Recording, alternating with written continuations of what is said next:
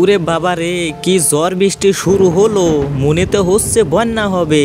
আর একবার এরকম হয়েছিল, মাঠ ঘাট একেবারে তলায় বন্যা হয়ে গেছিল। যাই যাই, তাড়াতাড়ি বাড়ি চলে যাই, কলা গাছের ভেলা বানাতে হবে, তাড়াতাড়ি যাই বাড়ি।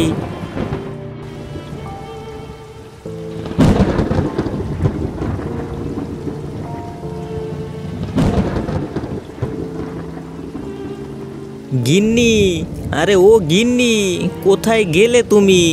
এদিকে আসো না, তাড়াতাড়ি আসো।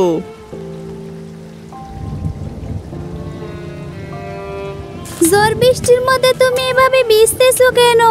ভিতরে এসো। না গো গিন্নি, ঘরে যেতে পারবো না, নদীর অবস্থা খুবই খারাপ। আসার সময় দেখলাম নদী একেবারে ডুবে গেছে। তুমি এক কাজ করো, ঘর থেকে এনে কাশিটা আমাকে দাও তাড়াতাড়ি। ঝড় বৃষ্টির মধ্যে তুমি কাশি দিয়ে কি করবে? তোমার কোথাও যাওয়া লাগবে না, তুমি ভেতরে এসো, তুমি ভিজে গেলে। আমি তোমার কাছে কাশি চাইলাম, কাশিটা দাও, বেশি না বুঝে। তার আগে তুমি আমাকে বলো তো, তুমি এই বৃষ্টির বাদলার মধ্যে কাশি দিয়ে কি করবে? কোথায় যাবে? চারপাশের যা অবস্থা, বৃষ্টি থামার তো কোনো নামে নেই, আর নদীর অবস্থাও খুব একটা ভালো না। মনে হচ্ছে বন্যা হবে। আর এমনিতে আমরা নিচু জায়গাতে থাকি, বন্যা হলে তো আমাদের জায়গাটা প্রথমে তলাবে। সেই জন্যই বলতেছি কাশিটা দাও, আমি বাগান থেকে কলা গাছ কেটে আনি। ঠিক আছে, তুমি দাঁড়াও, আমি এক্ষুনি আনতেছি।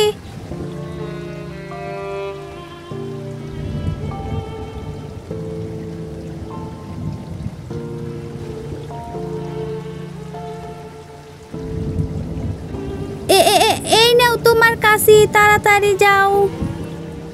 ঠিক আছে, আমি একটু মাঠে গেলাম, তুমি কাগজপত্র ব্যাগে গুছিয়ে রেখো, যে কোনো সময় বন্যা আসতে পারে। আচ্ছা, তুমি যাও, আমি সব কিছু ব্যাগে তুলে রাখছি।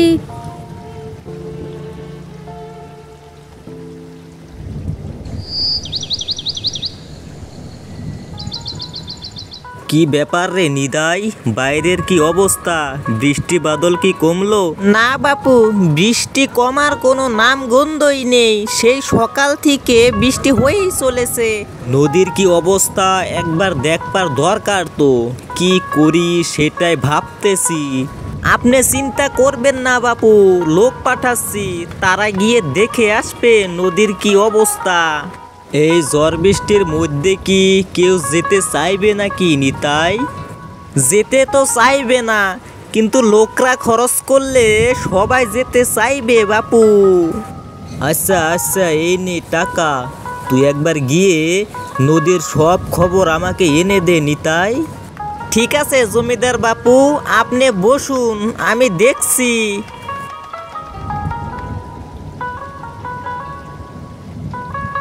সকাল সকাল যা রোকরা কামিয়েছি না, এভাবে প্রতিদিন কামিয়ে থাকলে তো আমি জমিদার হয়ে যাব। যাই যাই, এখন তাড়াতাড়ি গিয়ে নদীর খবরটা নিয়ে আসি।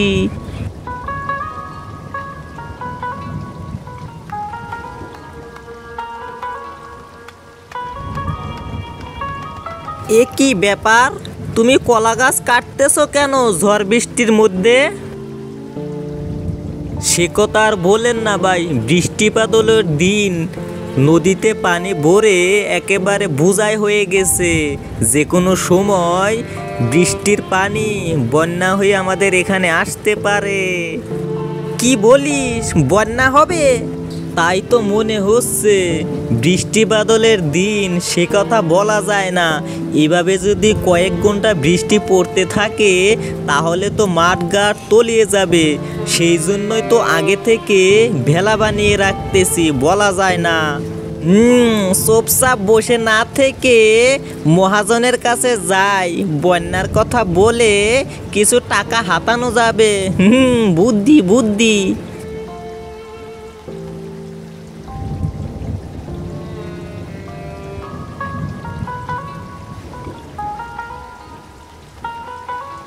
কিরে নিতাই, কোনো খোঁজ কি পেলি? হ্যাঁ বাপু, খোঁজ পেয়েছি। নদীর অবস্থা খুবই খারাপ, বলা যায় না, যে কোনো সময় বন্যা এসে মাঠঘাট তলিয়ে যেতে পারে। তার মানে তো বন্যা আসতে চলেছে রে। তা আমি এখন কিভাবে বাঁচাবো আমার লোকদেরকে? নিতাই, তুই এক কাজ কর, গ্রামের সব লোকদেরকে বল তারা আমার ছাদে এসে আশ্রয় নিক। বাবা, আপনি যে চিন্তায় চিন্তায় একেবারে পাগল হয়ে যাচ্ছেন দেখছি। কেন? আমি পাগল হতে যাব কেন? এছাড়া কি আর কোনো উপায় আছে? বাপু, গ্রামের 10 ভাগের 1 ভাগ লোকও আপনার ছাদে আটবে না। তাই তো, তাহলে আমি এখন কিভাবে বাঁচাবো আমার লোকদেরকে? বাপু, আমি বলি কি, আমাদের হাতে এখনো মেলা সময় আছে। তাই বলতেছি যে আমরা যদি বাহির থেকে একটা নৌকা কিনে নেই। দেখো, গ্রামে পানি ঢোকার পরে তো 20 দিন লেগে যাবে গ্রাম ডুবতে। সেই জন্যই বলতেছি বড় নৌকা। এতক্ষণে তুই একটা সঠিক বুদ্ধি দিয়েছিস। তুই দাঁড়া, আমি টাকা নিয়ে আসতেছি। তুই নৌকা কেনার ব্যবস্থা করবি, কেমন?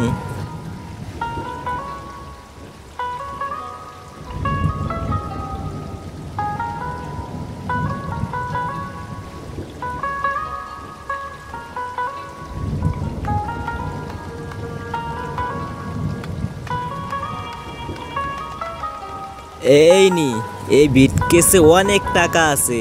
তোর যত টাকা লাগে তুই তত টাকা দিয়েই নৌকা কিনে নিস। যা যা, তাড়াতাড়ি করে নৌকাটা কিনে নিয়ে আসোই।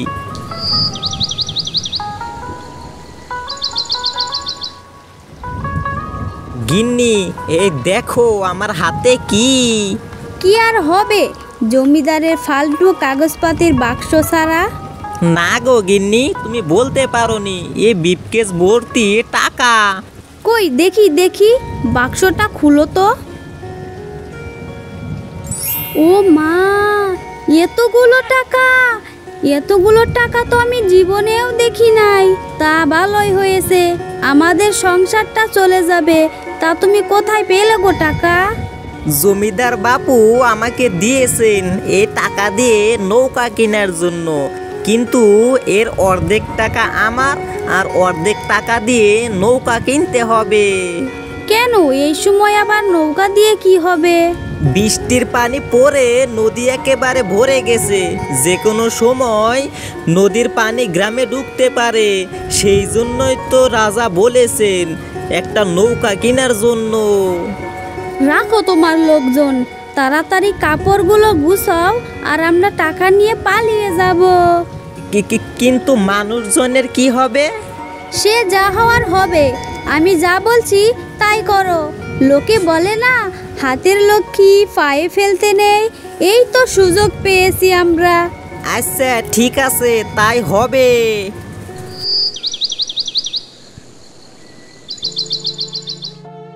আরে ও রবিদা, একটু এখানে এসে আমাকে নিয়ে যাও না, আমি খুব বিপদে পড়েছি। ঠিক আছে, আপনি ওখানে দাঁড়ান, আমি এক্ষুনি গিয়ে আপনাকে নিয়ে আসতেছি।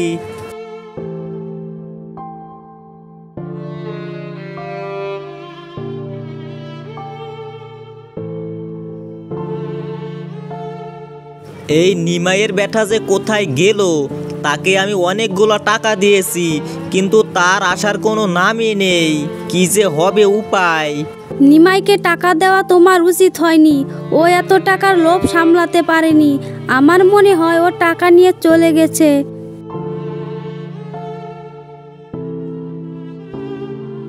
জমিদার বাবু, গ্রামের মাঝখানে অনেকগুলা মানুষ ভেসে আছে। আমার কাছে তো মাত্র 2টো ভেলা ছিল, কিন্তু সব ভেলা এখন নষ্ট হয়ে গেছে। তাদেরকে কি করে বাঁচাবো? আপনি কোনো একটা ব্যবস্থা করেন না। আচ্ছা, আমি দেখি কোনো ব্যবস্থা করতে পারি কি না।